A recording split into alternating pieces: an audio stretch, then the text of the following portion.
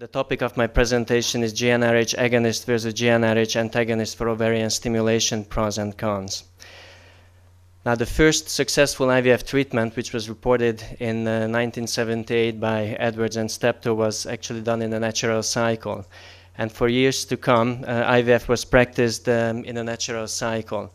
Later on, oral anti-estrogens were used to increase egg yield, and then again later on this was combined with menopausal gonadotropin to further improve stimulation outcome.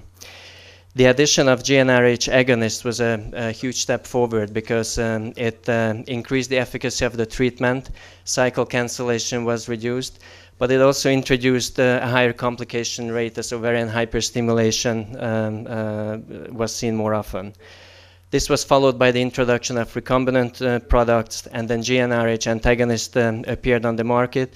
And nowadays we seem to go back to milder stimulation, maybe even to natural cycle IVF. So we seem to have come full circle. Now, during a menstrual cycle, there are two processes that take place parallel with each other. One of them is the oocyte maturation, and the other is the endometrial buildup.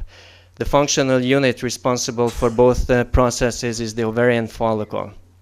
The activity of the follicle is regulated by gonadotropins, growth factors, cytokines.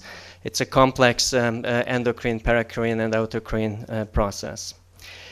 If we look at this slide, this reminds us on Dr. Salam's presentation when he was talking about the two-cell, two-gonadotropin theory.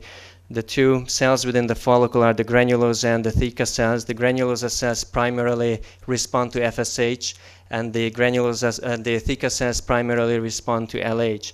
But if you look at these lines, and I'm not going to go over all these arrows, there's a multitude of interaction of steroids, peptides, and other growth factors.